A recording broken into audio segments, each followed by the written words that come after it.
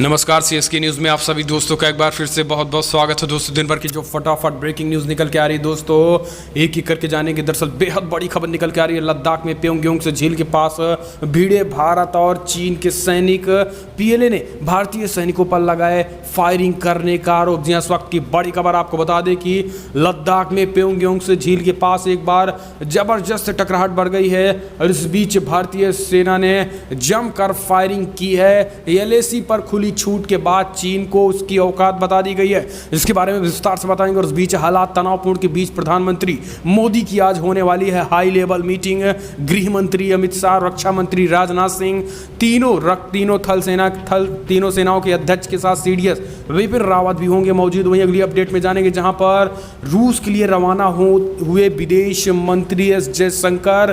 कहा एलएसी पर स्थिति बेहद गंभीर हालात हैं। जी हां, इसके बारे में आपको बताएंगे। और इस बीच सीमा पर तनातनी के बीच भारतीय सेना की चीन को दूसरी बार मदद, लौटाए 13 याक और 4 बछड़े। जी हां, ये आप मानवता देखिए इंडियन आर्मी की। तो वहीं सब कुछ खबरें जानेंगे जहां पर विदेश मंत्री ने मुलाकात की है ईरान के विदेश मंत्री से। चीन को चारों तरफ घेरने की पूरी प्लानिंग हो चुकी है। एक एक करके आपको विस्तार से बताएंगे, लेकिन उससे पहले एक छोटा सा निवेदन, अगर आपने चैनल को अभी तक सब्सक्राइब नहीं किया तो प्लीज़ सब्सक्राइब के लाल बटन दबाकर चैनल को सब्सक्राइब करें। और अगर आप भी मानते हैं कि प्रधानमंत्री मोदी के नेतृत्व में ये देश न केवल कोविड-19 बल्कि देश के दुश्मनों को भी करारा और मुंहतोड़ जवाब देगा, तो इस वीडियो को दिल से लाइक करके अपना समर्थन दर्ज करें। दरअसल पहली बड़ी अपडेट निकल के आ रही है। आपको बता दें कि लद्दाख में प्योंगयांग से झील के पास फिर भिड़े भारत और चीनी सैनिक। इंडियन आर्मी ने चलाई फायरिंग की गोलियाँ चलाई और चीन के घर में घुसकर पीले को दिया मुंह तोड़ जवाब। दरअसल आपको बता दें कि भारत और चीन के बीच सीमा को लेकर तनाव कम होने का नाम नहीं ले रहा है। सोमवार देर रात अचानक चीन ने भारत में घुसपैठ करने की कोशिश की, जिसके बाद इंडियन आर्मी ने उनको रोका। ना मानने के बावजूद इंडियन आर्मी को खुली छूट मिली है और यही कारण है कि भारतीय सेनाओं ने उठाया और पूरी तरीके से फायरिंग करनी शुरू कर दी, जिसके बाद फिर जाके चीनी सेना पीछे हटी। और यही कारण है कि अब पीएलए का कहना है कि भारत हम पर गोलियां चलाया है, चीन की तरफ भारत ने फायरिंग की है। यानी अब रोना रो रहा है। एक तरफ घुसपैठ करने की कोशिश करती है और भारतीय सेना जब उसको नाकाम करती है तो चीन रोने लगता है कि हम पर गोलियां चलाई गई हैं। दरअसल ये गोलियां दोस्तों 1975 के बाद पहली बार चलाई गई हैं। तो अब आप समझ सकते हैं कि कितने हालात तनावपूर्ण हो चुके हैं। और अगले बार जब युद्ध शुरू हुआ था तो भी फायरिंग की वजह से हुई थी। फायरिंग होने की वजह से ही ये हालात तनावपूर्ण हुए थे। यही कारण है कि चीन लगातार उकसावे वाली राजनीति कर रहा है, उकसा रहा है इंडियन आर्मी को। हालांकि अगर उकसाने पर इंडियन आर्मी का रौद्र रूप शायद अभी चीन वालों ने नहीं देखा है। हम चलते हैं अगली अपडेट लेते हैं। आपको बता दें कि लद्दाख पे हालात बेहद बेकाबू। एलएसी पर चीन से तनाव के बीच आज सुरक्षा समिति की बैठक। प्रधानमंत्री मोदी, गृह मंत्री शाह, रक्षा मंत्री राजनाथ सिंह, सीडीएस विपिन रावत समेत तीनों सेनाओं के अध्यक्ष होंगे मौजूद। जी हां, दरअसल सीमा पर चीन के साथ जारी विवाद के बीच आज शाम केंद्रीय मंत्रिमंडल की सुरक्षा समिति की बैठक होगी। इस बैठक में सीमा पर हालात को लेकर मंथन होगा। बैठक में पीएम मोदी के अलावा रक्षा मंत्री राजनाथ सिंह, गृह मंत्री अमित शाह, विदेश मंत्री एस जयशंकर और वित्त मंत्री निर्मला सीतारमण के भी शामिल होने की खबरें थी। आपको बता दें कि एलएसी पर भारतीय सैनिकों पर फायरिंग का आरोप लगाने के बाद चीनी विदेश मंत्रालय ने भी इसे लेकर बयान जारी किया है। अपने बयान में चीनी विदेश मंत्रालय ने कहा है कि 7 सितंबर को भारतीय जवानों ने अवैध रूप से प्योंगयांग से झील के दक्षिणी तट पर एलएसी पार की सीमा और गश्त कर रहे सैनिकों पर अंधाधुंध फायरिंग की, जिसके बाद सैनिकों ने भी स्थिति को संभालने हुए कदम उठाया है। तो हालात बेहद तनावपूर्ण हैं। हम चलते हैं अगली अपडेट। रूस के लिए रवाना होंगे विदेश मंत्री एस जयशंकर। कहा एलएसी पर स्थिति बेहद गंभीर बनी हुई है। दरअसल चीन के साथ सीमा पर चल रहे तनाव के बीच विदेश मंत्री एस जयशंकर मंगलवार को 4 दिवसीय रूस यात्रा के लिए रवाना हुए। एस जयशंकर मॉस्को में आयोजित होने वाले संघाई सहयोग संगठन एससीओ की बैठक में हिस्सा लेंगे। मिली जानकारी के अनुसार विदेश मंत्री यात्रा के दौरान ईरान में रुकेंगे। मामले की जानकारी रखने वाले लोगों के मुताबिक मॉस्को में जयशंकर द्वारा चीनी समकक्ष यांग वी के साथ द्विपक्षीय बैठक करने की उम्मीद है। इस बैठक में सीमा विवाद का मुद्दा उठ सकता है। जयशंकर मॉस्को में आयोजित 8 सदस्यीय संघाई सहयोग संगठन के विदेश मंत्रियों की बैठक में शामिल होने जा रहे हैं, जिसमें भारत और चीन के सदस्य भी होंगे। चीन के विदेश मंत्री वांग वी के साथ मॉस्को से संभावित वार्ता से पहले विदेश मंत्री एस जयशंकर ने कहा है कि चीन के साथ सीमा पर बनी स्थिति को पड़ोसी देश के साथ समग्र रिश्तों की स्थिति से अलग करके नहीं देखा जा सकता है। ये बड़ी अपडेट। हम चलते हैं अगली बड़ी खबर। आपको बता दें कि सीमा पर तनातनी के बीच भारतीय सेना की चीन को दूसरी बार मदद, लौटाए गए 13 याक और 4 बछड़े। जी हाँ, दरअसल चालबाज चीन जहां अपनी कायराना हरकतों से बाज नहीं आ रहा है, वहीं भारतीय सेना की मानवतावादी छवि सामने आती रही है। हाल ही में सेना के चीन के 3 नागरिकों न केवल जान बचाई बल्कि उन्हें खाना और गर्म कपड़े भी दिए गए थे। सोमवार को एक बार फिर सेना ने इंसानियत दिखाते हुए वास्तविक नियंत्रण रेखा LAC को पार करके आए याक यानी वैल की एक प्रजाति और बछड़ों को चीन को लौटा दिया। इसकी जानकारी सेना की पूर्व कमान को दी गई है। पूर्वी कमान ने कहा है कि चीन अधिकारियों ने भारतीय सेना को उनकी संवद्धता के लिए धन्यवाद दिया है। पूर्वी कमान ने ट्वीट करके कहा है कि मानवीयता दिखाते हुए भारतीय सेना ने 7 सितंबर 2020 को पूर्वी कामोंग अरुणाचल प्रदेश में LAC पार करके भटक कर आए 13 याक और 4 बछड़ों को चीन को सौंप दिया गया है। तो चीन को ये तो सौंप दिया गया है, लेकिन चीन क्या कर रहा है आप भी देख सकते हैं। हम चलते हैं अगली अपडेट लेते हैं। बड़ी अपडेट निकल के आ रही है, जहां पर कोरोना वैक्सीन पर खुशखबरी। रूस ने नागरिकों के लिए जारी किया टीके का पहला बैच। दरअसल कोरोना वायरस वैक्सीन आखिर कब आएगी और कब तक लोगों को मिल पाएगी, अभी इस सवाल को लेकर दुनिया भर में माथापच्ची जारी है। इस बीच रूस में वैक्सीन को लेकर एक बड़ी खुशखबरी सामने आ रही है। रिपोर्ट्स के मुताबिक दुनिया की पहली कोरोना वैक्सीन मानी जा रही है। स्पुतनिक V के पहले बैच को रूस ने आम नागरिकों के लिए जारी कर दिया है। रूसी स्वास्थ्य मंत्रालय का कहना है कि वैक्सीन ने सभी गुणवत्ता जांच को पार कर लिया है और अब इसकी डोज आम नागरिकों को देने के लिए जारी कर दिया गया है। इससे पहले हाल ही में रूस की राजधानी मॉस्को के मेयर सांग्रेई सोबियानिन ने भी उम्मीद जताई थी, जहां के ज़्यादातर लोगों को अगले कुछ महीनों में वैक्सीन की डोज दी जाएगी। हम चलते हैं अगली अपडेट लेते हैं। आपको बता दें कि झूठा है चीन, खुद फायरिंग करके लगा रहा है भारतीय सेना पर आरोप। पूर्वी लद्दाख में पेंगोंग झील के दक्षिणी तट पर भारतीय सेना की ओर से फायरिंग होने वाली चीन दावे पर भारत सरकार ने झूठला दिया है।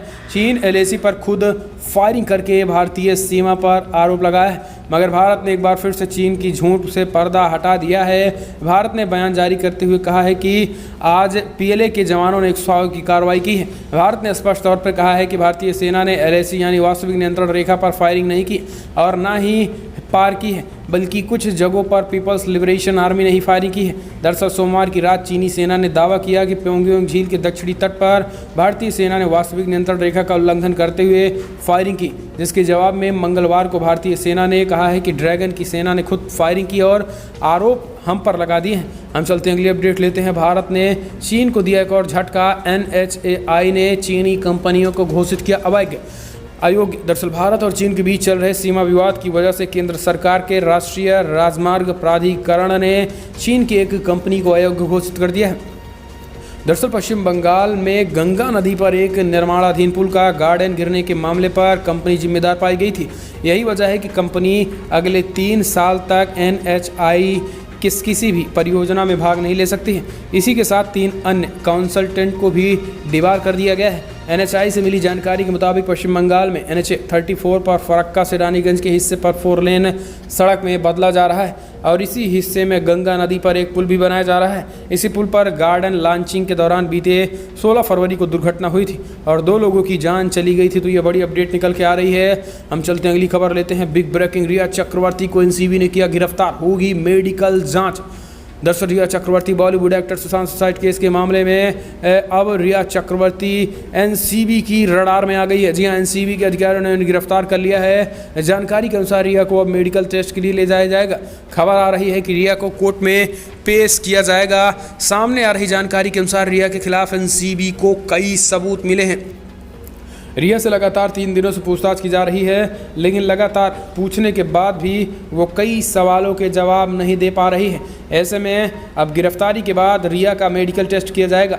रिया को बीएमसी के सायन हॉस्पिटल ले जाया गया है, जहां पर उसका मेडिकल टेस्ट कराया जाएगा। इसके बाद एनसीबी को फिलहाल सबूत के तौर पर एक बड़ी अपडेट मिली है। तो सब कुछ खबरें एक एक करके आपको बताने जा रहे हैं। तो हम चलते हैं अगली अपडेट। यूपी में लॉकडाउन पूरी तरीके से खत्म, अब रविवार को भी खुलेगी दुकानें। जी हाँ, दरअसल यूपी में लॉकडाउन अब पूरी तरीके से खत्म हो गया है। अब रविवार को भी दुकानें खुलेंगी। बाजारों की साप्ताहिक बंदी की पूर्व निर्धारित व्यवस्था लागू होगी।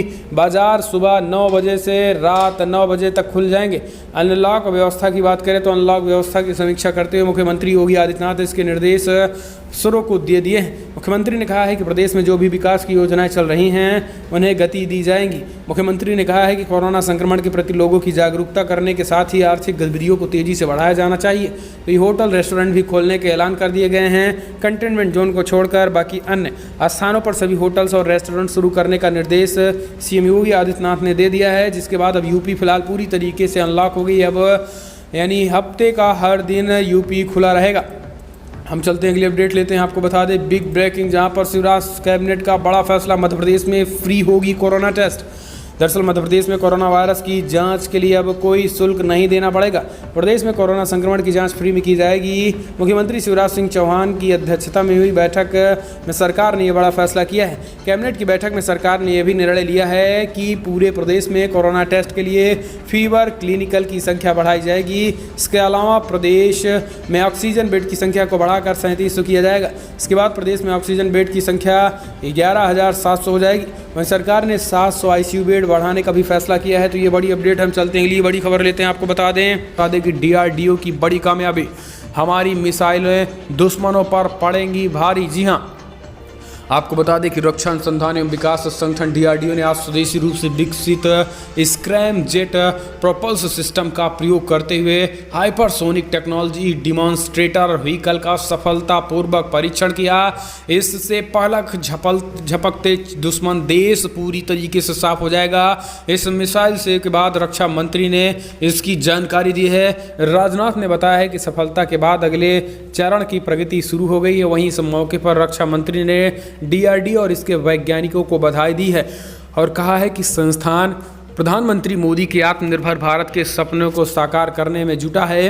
रक्षा मंत्री राजनाथ ने ट्वीट करके कहा है कि डीआरडीओ ने आज स्वदेशी रूप से विकसित स्क्रैम जेट प्रोपल्सन सिस्टम का उपयोग कर हाइपरसोनिक टेक्नोलॉजी डिमॉन्स्ट्रेटर व्हीकलर का सफलतापूर्वक परीक्षण किया है। इस सफलता के साथ सभी महत्वपूर्ण प्रौद्योगिकियां अब अगले चरण की प्रगति के साथ स्थापित हो सकती हैं। यानी मिसाइल के क्षेत्र में भारत ने एक अहम कदम आगे बढ़ा दिया है, जिससे आने वाले समय में दुश्मन देशों के पलक झपकते साफ होने की पूरी संभावनाएं होंगी। इस मिसाइल से ब्रह्मोस जैसी मिसाइल अब भारत में और तेजी के साथ बन जाएंगी। हम चलते हैं अगली अपडेट लेते हैं दोस्तों। अगली बड़ी खबर एलएसी विवाद के बीच दुनिया ने भी माना बैकफुट पर चीन। जी हां, यूरोपियन थिंक टैंक की रिपोर्ट में बड़ा दावा।